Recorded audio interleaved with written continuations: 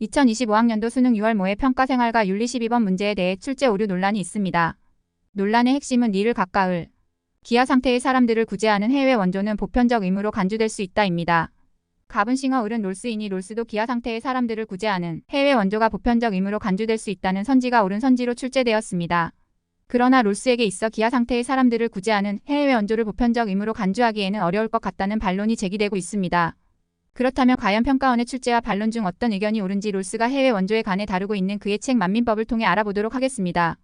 롤스는 만민법에서 질서 정연한 만민은 고통받는 사회들을 원조해야 할 의무와 두티 투 어시스트를 가지고 있다.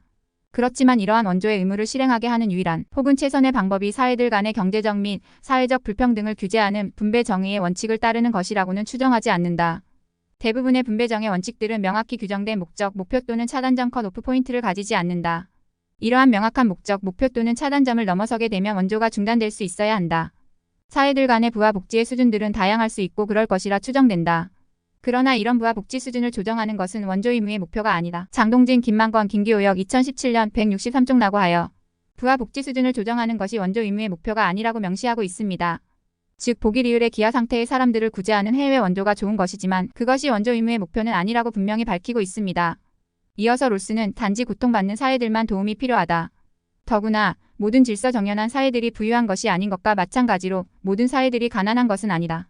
원문 퍼더모 나트올 서치 서사이어티즈 아프 애니 모덴 올웰 오더드 서사이어티즈 아울띠 더로 오브 피플즈 하버드 유니버시티 프레스 1999 페이 106 열악한 천연자원과 빈약한 브리털 웰스를 가진 사회라 할지라도 만약 그들의 종교적 및 도덕적 신념들과 문화가 그 기반이 되는 해당 사회의 정치적 전통법, 재산과 계급 구조가 자유적이거나 적정 수준의 사회를 유지하게 할 수 있는 정도라면 질서 정연해질 수 있다.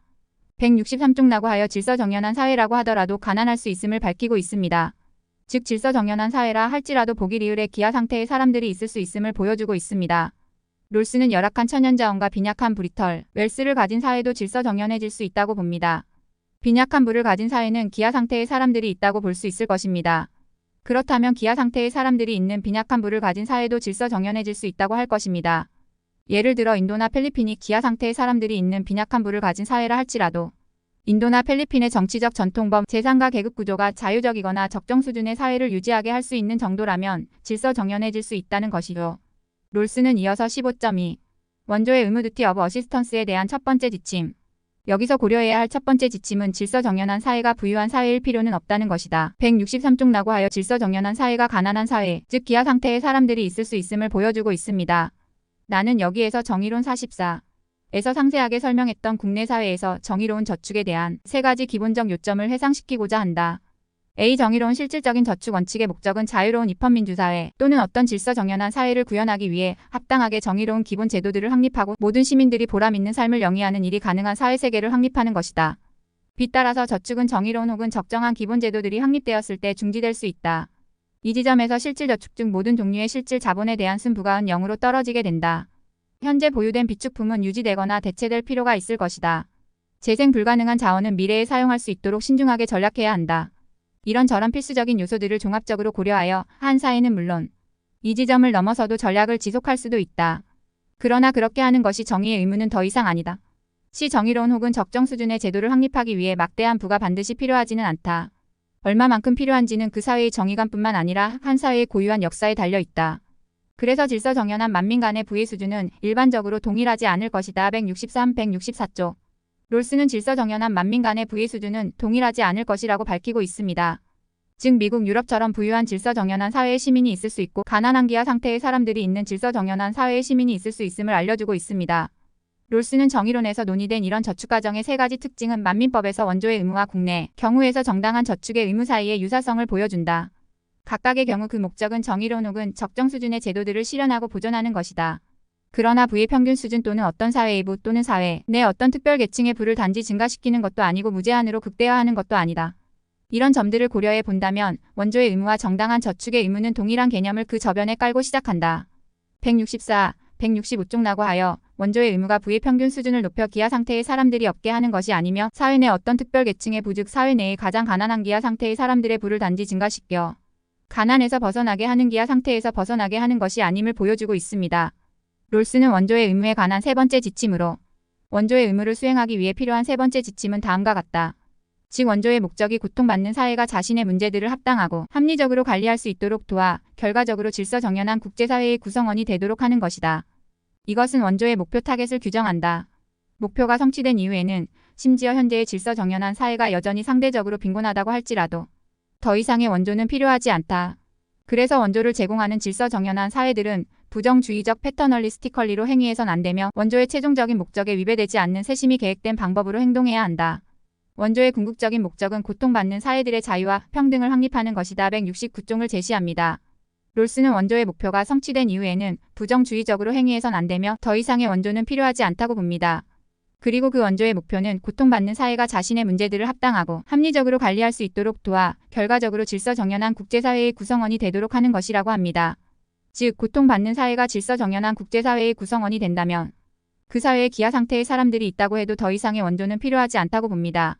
자유와 평등이 확립되지 않아 고통받는 사회가 자유와 평등이 확립된 질서정연한 사회가 된다면 비록 기아 상태의 사람들이 있어도 그 문제는 이제 자유와 평등이 확립된 질서정연한 그 사회가 민주적인 제도와 협의를 통해 해결해 나가야 하는 문제이며 그렇게 자유와 평등이라는 정치적인 문화가 이루어진 질서정연한 사회는 스스로 인권을 강조하며 인구 정책 등을 통해 기아 상태의 사람들을 해결할 수 있다고 본 것이죠. 그래서 롤스는 원조의 의무를 어떻게 실행할 것인지에 대한 사유에 있어서 두 번째 지침은 고통받는 사회의 정치 문화가 극히 중요하다는 것과 질서정연한 만민이 고통받는 사회가 정치적 및 사회적 문화를 변경할 수 있도록 도와주어야 한다고 보았습니다. 165조. 롤스의 한 나라가 어떻게 살아가는가 하는 문제에 있어 결정적 요소는 그 나라의 정치 문화, 그 나라 구성원의 정치적, 시민적 덕목들이지 그 나라의 자원의 수준이 아니기 때문에 천연자원의 분포의 우연성은 어떤 곤란함도 야기하지 않는다. 177쪽도 정치 문화 즉 그 나라 구성원의 정치적, 시민적 덕목들의 중요성을 강조하고 있습니다. 롤스는 원조의 의무가 실현되고 각 만민이 그들 자신의 자유주의적 또는 적정 수준의 정부를 가지고 있을 때 각 만민은 자력으로 그 자신의 사회의 부의 중요성과 의미를 조정해야 한다. 만약 만족스럽지 않다면 해당 만민은 저축을 증대하는 것을 계속할 수 있으며 또는 그것이 가능하지 않다면 만민들의 사회의 다른 구성원으로부터 차관을 할 수 있다. 174쪽라고 하여 정치적으로 자유와 평등이 이루어진 질서정연한 사회가 되면 이제 자력으로 그 자신의 사회의 부를 조정해야 한다고 봅니다. 즉 정치적으로 자유와 평등이 이루어진 질서정연한 사회에 기아 상태의 사람들이 발생한다면 그 사회 자력으로 저축이나 차관 등을 통해 해결해 나가야 한다고 보았습니다. 롤스의 결정적인 요지는 원조의 의무의 역할은 고통받는 사회들을 만민들의 사회의 완전한 성원이 되도록 그리고 그들 스스로 그들 자신의 미래의 경로를 결정할 수 있도록 원조하는 것이라는 점이다. 179쪽 라는 주장도 고통받는 사회가 만민들의 사회의 완전한 성원이 된 후에는 그 사회의 문제기아 상태의 사람들을 구제하는 일을 포함하여를 그들 스스로 해결해 나가야 함을 보여주고 있습니다. 롤스의 만민법의 사회에서 원조의 의무는 모든 사회들이 정의로운 자유적이거나 또는 적정 수준의 기본 제도들을 가질 때까지 유효하다. 실질저축의 의무와 원조의 의무는 목표 타겟에 의해 규정된다. 이 목표를 넘어서게 되면 더 이상 적용되지 않는다. 179쪽는 주장 역시 정의로운 자유적이거나 적정 수준의 기본 제도들을 가지면 비록 그 사회에 기아 상태의 사람들이 존재한다고 하더라도 원조의 의무가 적용되지 않음을 보여주고 있습니다.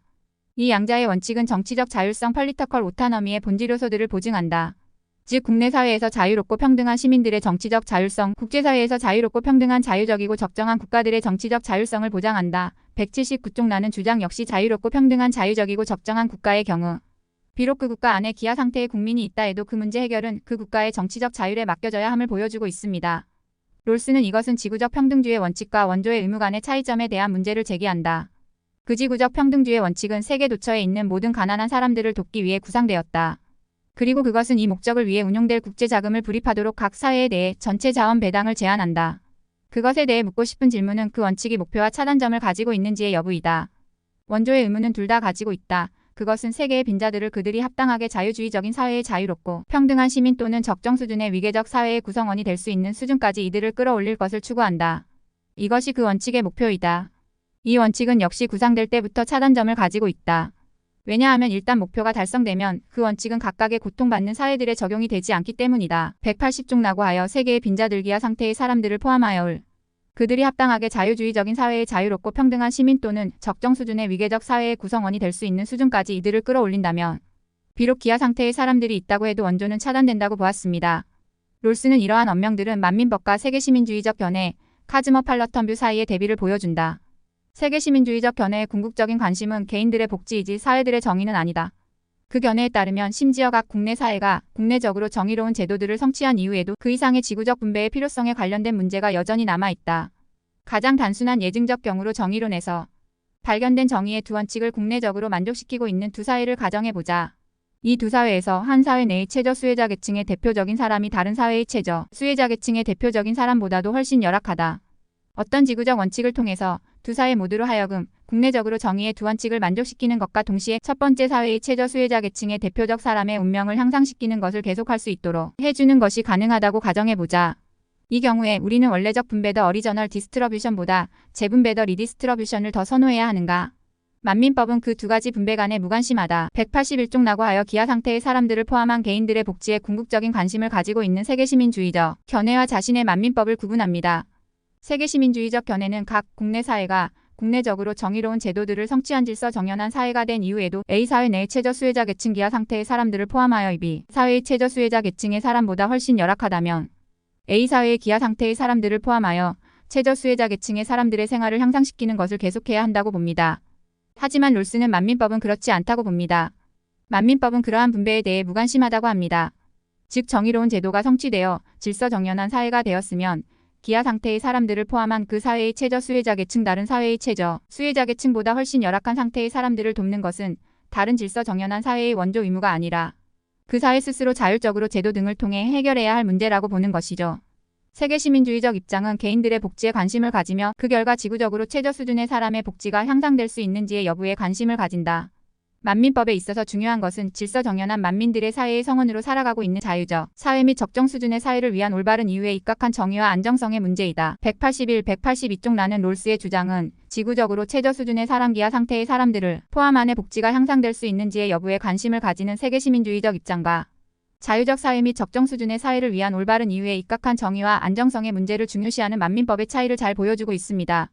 이상 롤스에 있어 기아 상태의 사람들을 구제하는 해외 원조가 보편적 의무로 간주될 수 있는가?에 관해 롤스의 만민법을 중심으로 살펴보았습니다. 이번 6평 롤스 해외 원조 관련 출제 오류 논쟁의 결론은 롤스에 있어서 기아 상태의 사람들을 구제하는 해외 원조가 보편적 의무로 간주되기는 어려울 수 있다로 볼 수 있을 것 같습니다. 감사합니다.